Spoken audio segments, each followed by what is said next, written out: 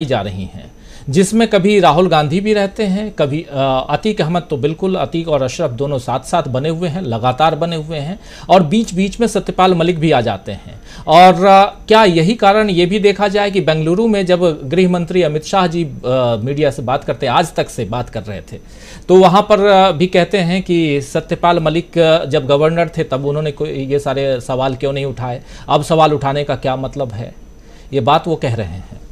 राहुल गांधी पे भी जो बात वो कह रहे थे गृह मंत्री जी अमित शाह जी, वो तो मैं बता ही चुका हूँ, आप लोग सुन चुके हैं।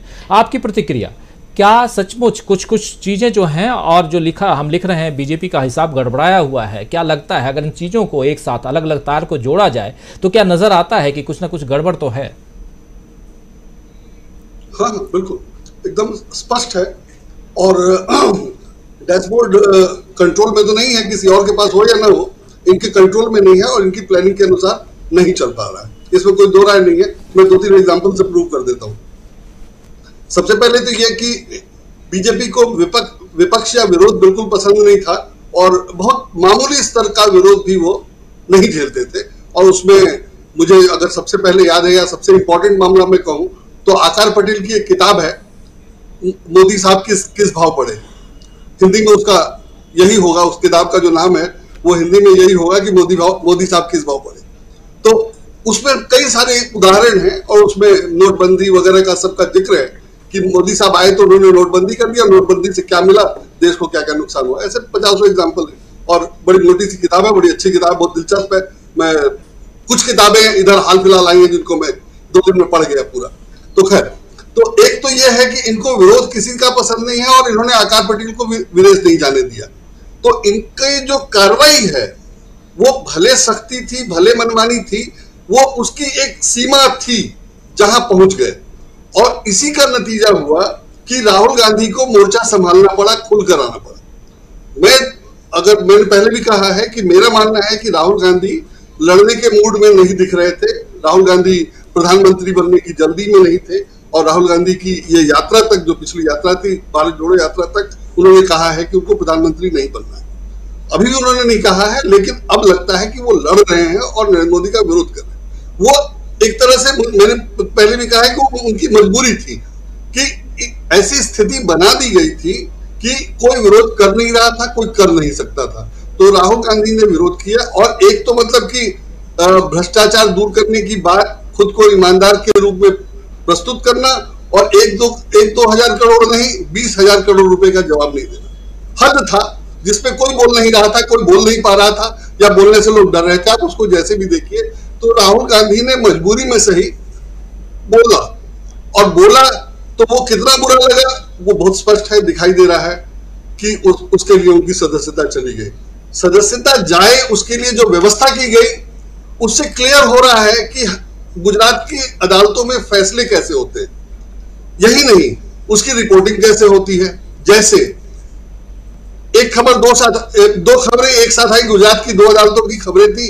एक में था कि राहुल गांधी की सजा कम नहीं हुई, उनको कोई राहत नहीं मिली, और दूसरी थी कि नरोदा पटिया वाले मामले में 67 के 67 लोग बरी हो गए।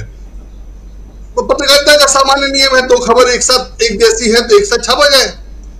सिर्फ टेलीग्राफ ने दोनों खबरों को एक साथ छापा था, और जिसका इंट्रो ये था कि राहुल गांधी को कोई राहत नहीं मिली और नरोदा पटिया नरसंहार के लोग बरी हो गए। यही खबर है। अगर अदालत में ऐसा फैसला हो रहा है, चाहे जिस कारण से हो रहा हो, तो फैसला जो हुआ वो तो हमारे सामने है, हम करने के लिए बैठे हैं। तो किसी अखबार ने वैसे रिपोर्ट नहीं किया जैसे किया जाना चाहिए था, या कोई भी सामान्य रिपोर्टर करता।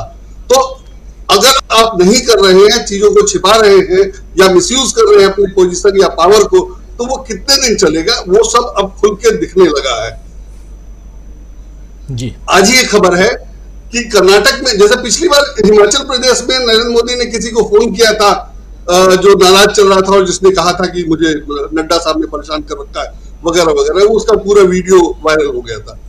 उसी तरह से अभी नरेंद्र मोदी ने किसी को फोन किया कर्नाटक में, वो सज्जन है जिनको भ्रष्टाचार के मामले में मंत्रिमंडल से निकाल दिया गया था, 40% कमीशन का आरोप था वगैरह वगैरह। उनको इस पर शायद टिकट नहीं दिया गया और वो नाराज चल रहे हैं। उनको नरेंद्र मोदी ने फोन किया। वो खबर आज किसी अखबार में नहीं है, जबकि आज किसी अखबार में बड़ी लीड नहीं है। दिल्ली में कल गोली चली, दिल्ली के अखबार के लिए दिल्ली में गोली चली, वो लीड है, लेकिन इंडियन एक्सप्रेस ने उसको लीड नहीं बनाया है, हिंदुस्तान टाइम्स और टाइम्स ऑफ इंडिया ने बनाया, लेकिन इंडियन एक्सप्रेस ने उसको लीड नहीं बनाया। तो जब कोई खबर नहीं थी, इंडियन एक्सप्रेस ने पुंछ की घटना का फॉलोअप को लीड बनाया है, लेकिन जब कोई खबर नहीं थी तो ये खबर लीड हो सकती थी कि प्रधानमंत्री ने एक भ्रष्ट व्यक्ति को, जिसको खुद ही भ्रष्ट कहा था, जिसको पार्टी से पद से निकाला गया, उसको, और जिसको टिकट नहीं दिया गया है, उसको फोन करके मना रहे हैं। ये खबर नहीं है। तो बीजेपी की हालत का पता इससे चलता है कि प्रधानमंत्री को फोन करना पड़ रहा है एक विधायक को या एक व्यक्ति को जिसको टिकट है। वो 5 वर्ष के विधायक है, इसमें कोई दो राय नहीं है, लेकिन भ्रष्टाचार के मामले का क्या हुआ? तो अगर भ्रष्टाचार के मामले में उनको निकाल दिया गया था तो उनसे बातचीत हो ही नहीं चाहिए थी, टिकट नहीं दिया गया, बात ही नहीं चाहिए थी। लेकिन अगर बातचीत हो रही है तो ये खबर है और ये खबर नहीं छपी, तो इस तरह से कितने दिन चलेगा? और खबर नहीं छपी तो क्या हुआ? हम लोग चर्चा कर रहे हैं, पहले ये भी नहीं होता था। तो धीरे धीरे चीजें बाहर आ रही हैं और मुझे लगता है, जैसा प्रशांत जी ने कहा कि सही है, कि अब मामला वैसे कंट्रोल में नहीं है। और राहुल गांधी ने बंगला खाली करके ये भी साबित किया, जैसे राहुल गांधी ने पहले वाले मामले को उठाया, अब बंगला खाली करके रूल ऑफ लॉ को उठाया कि भाई एक रूल ऑफ लॉ होता है, अगर वो मेंबर थे उनसे उठा था, अगर वो मेंबर नहीं है उनको बंगला खाली करने का आदेश, उन्होंने खाली कर दिया। तो वो कानून का पालन कितना करते हैं और सरकार या सरकार के पक्ष में लोग कितना करते हैं, ये क्लियर हो गया और अंतर दिखाई दे रहा है। ये बहुत अच्छी बात है, लोगों को समझ में आना चाहिए कि बीजेपी कानून को कैसे लेती है। तो तमाम मामले, मैंने पुलिस हिरासत में हत्या हो जाना और फिर उसको डिफेंड किया जाना से लेकर के और एक दिन कहा गया बंगला खाली कर देना, दोनों में बहुत अंतर है, वो दिखाई दे रहा है। तो मुझे लग रहा है कि ये लोग जितना मनमानी कर रहे थे, जितनी जबरदस्ती कर रहे थे, वो सब अब सामने आ रहा है। और राहुल गांधी जिस ढंग से काम कर रहे हैं उससे दिखाई दे रहा है कि अंतर कितना है और वो अंतर कितना पॉजिटिव है, जनहित में कितना है।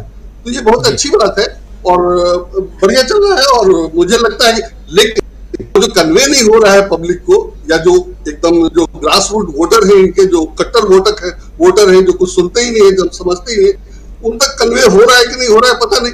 लेकिन अगर ऐसे ही चलता रहा तो कन्वे होने लगेगा और लोगों के पास कोई विकल्प नहीं रहेगा, फिर चर्चा होने लगेगी। और जैसे ही आज मलिक साहब का आपने बताया कि पहले नहीं बात हो रही थी, लेकिन जब क्लियर हो गया तो फिर खबर बनी, तो इस तरह से धीरे धीरे खबर होने लगेगी। और मुझे लगता है कि बहुत अच्छा हो रहा है और ये देर सवेर होना ही था, ये देर सवेर होना ही था जो हो रहा है।